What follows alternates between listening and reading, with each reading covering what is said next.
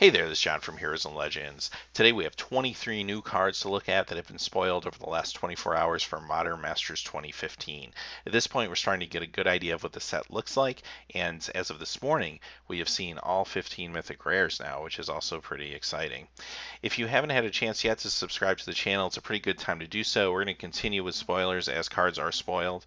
However, we're probably getting pretty close to the full set being spoiled, and as soon as that happens, we'll begin our set review as well, and want to make sure you guys get all the information and stay up to date on Modern Masters.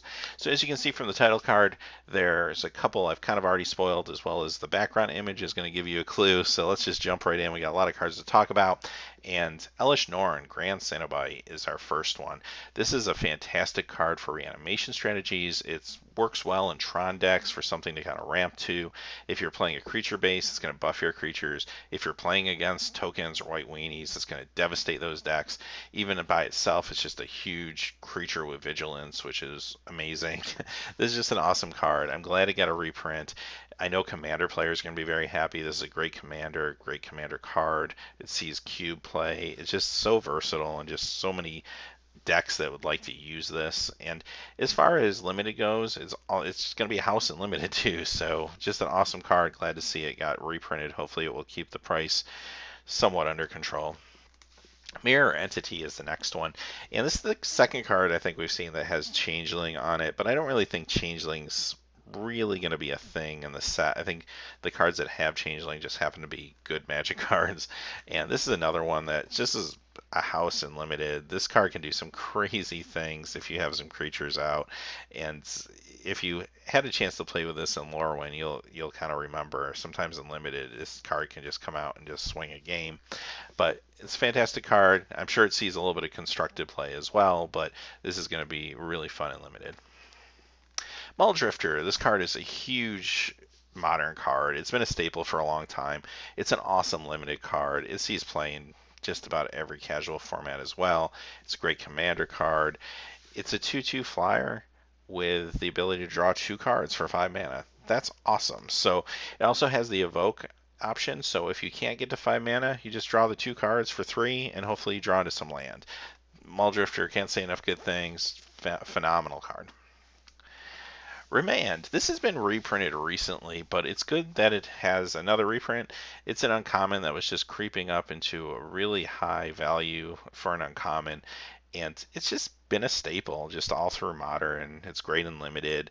It shows up in control decks. It just sometimes shows up in blue decks as a tempo card. Just really strong card and lets you cantrip for 2. Next is Tezzeret the Seeker. Awesome Planeswalker. This card was actually one of the cards spoiled in the leak a little over a week ago, but this is the first time we're seeing it confirmed. It's going to work awesome and limited with the Metalcraft strategy. It's going to be phenomenal. Hey, if you're lucky enough to get a Mox Opal, he can search it up for 0 loyalty minus, which is amazing, but that would be lightning striking, I guess, to get both of those cards. However, it's still going to do great things in any Metalcraft or artifact-based deck. In Modern, it's been used in many artifact decks. In Legacy, it's been used in decks. It's just that powerful. So just fantastic card. Good to see this reprinted. Dark Confidant. This one was another one that was spoiled in the leak, and we finally got confirmation now that it is going to be in Modern Masters 2015. I think most people kind of assumed it was going to be there because we saw Tarmogoyf and Click and Cryptic Command reprinted, and this was kind of the fourth of those kind of big 4 cards from the original Modern Masters, so it was almost a given that it was going to be here, and here it is. It's seen a little less play probably in recent months in Constructed, and I think a lot of that's just due to Bloodbraid Elf being banned a number of months ago. It kind of gave Jund a little bit of a setback. Now, there's still Jund decks out there that are very successful, don't get me wrong, but with the loss of that card, there's less people playing Jund, so there was less of a push for Dark Confidants in the market, and he has seen a little bit of decline in value, but still, these cards still go for easily around $80, so it's really nice to see a reprint of this. And the way the metagame shifts, give it another round of bannings, and he could be on top again. Dread Drone. So here's a common that's going to help you enable more tokens for the token strategy. You get a couple tokens out of it and a 4/1 for 5 mana. And those tokens are Eldrazi tokens, so they can be exchanged for mana, so you can get out those big Eldrazi creatures and ramp a little bit.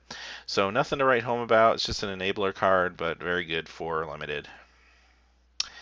Necroskitter. This has always been kind of a casual fan favorite card, and one thing I will point out, I find it interesting that they have a Wither card in the set, but we haven't seen any Infect cards, which isn't necessarily a bad thing. I think Wizards kind of frowns on Infect a little bit because sometimes it can just be too fast and a little bit too devastating, and if you put it into Modern Masters, you'd have to have some balance to stop it, and then it could just take over the entire structure of the set. So I'm not sad that we haven't seen it, but there are some good Infect cards out there that probably need a reprint and are going to see value increases if they don't show up in Modern Masters 2015. But having said this, this is a great card. It's a really fun card. You can have it in the set with a Wither mechanic on its own. You don't really need like some sort of like Wither theme or anything like that. Just on its own, it's a way to kind of steal creatures and weaken your opponent's creatures. And it's just a really fun card. And I think it's going to see a lot of play in even in like formats like Commander, and it's good cube cards, stuff like that. All right, so this is it, the last Mythic. This is Mythic number 15, if you've been counting as we've gone along, and this is Comet Storm. Basically, Comet Storm is an instant fireball for 1 more mana, and the multi-kicker wording is just a rules way to kind of explain how a fireball splits itself, which was never really clear and always seemed to be like a rules nightmare. But Comet Storm is a very, very powerful card. Whenever you can target creatures and or players for mana at instant speed, that's going to be a great card. So if you've ever played with this in the past, it's awesome. It can swing games. It can do crazy things like 3-for-1, 4-for-1. It's very common. So it's nice to see it at the Mythic Rare level, so it won't completely take over the limited environment, but it's a really fine card. Wiltleaf Liege. This is a big card in Elf decks, and not just in Modern, although yes, Modern, but also in Commander Elf decks, in a lot of casual decks. You'll see people just want to play kitchen table Magic. You know, they're going to love this card. So this is really awesome. It's going to be great in the token strategy possibly, although I don't know if we've really seen green or white token generators. We've seen black token generators, at least so far. They're good chance more to come, obviously. So interesting card. Is the chance maybe they'll reprint all the Lieges, because this is the second one we've seen. They're all great cards, so we'll see how many of them actually make the cut into the set, but just a very fun card. Mystic Snake, huge economical card. This was an older Magic card, and it's escaping now which set it was in. I want to say Mirage, but I don't think that's right. But it was reprinted in Time Spiral. Basically, look at it this way. You're paying 4 mana, but you're getting a counterspell and a 2/2 creature out of it at instant speed. So it's like having to play Grizzly Bear and counterspell at the same time, but that's still awesome. So really fine card there. Mortar Pod, and this is going to supplement your token decks. It's just going to give you a way to kind of basically toss your tokens at people for damage, and this card can do a little bit of work. It's in the right deck. Don't let it fool you. It looks kind of unassuming, but it can really start to take over a game if you're not careful. Sunforger. This is a fun one. This is a card that on its own, 3 mana, 3 to equip, +4/+0. That's pretty good in some limited decks. But if you are playing Boros colors, now you can basically start tutoring for red or white instant cards that cost 4 or less. That's kind of awesome. So this card's very, very powerful. It can run away with games. Now in limited, it's probably not quite as strong because you might not have the opportunity to put a lot of red-white instant spells to really exploit this in your deck. But in constructed, you can build around this card. This is an awesome commander card too, by the way, as a lot of these that we saw today are. But you can pull things like lightning bolts, swords to plowshares. The list goes on and on of cards that you can basically tutor with this. So it takes a little time, obviously, and a little mana to do it, but certainly worth it. And having said that, we're going to enter basically what's the last cycle of cards anyway for the day, and they're the Ravnica bounce lands. So I've been saying in the last few videos, I see all these 5-color cards or 5-color abilities. We're waiting to see how they're going to give us ways to get 5 colors in our decks. It looks like this is the route they're going, and it's pretty cool because last time we had the Vivid lands, so it's nice to see something different. For those of you who played with these cards, these can be very powerful, and they see play in a number of modern decks. The Amulet deck just comes to mind off the top of my head, and it's a nice way to sort of quasi-accelerate as well as get your mana fixing in. And if you've never played with the card, basically what you do is you would tap the land that you have in play for mana so you don't lose the advantage that turn, and then you would play this tapped and you'd return that land you've already tapped to your hand. And next turn, this untaps, you get to replay that land, and boom, you have 3 mana now to work with, and you have hopefully the colors you need. So these things can run away and help you out tremendously in a game. The downside is if somebody destroys one of these, it's painful. So, and Fulminator Mage is unlimited.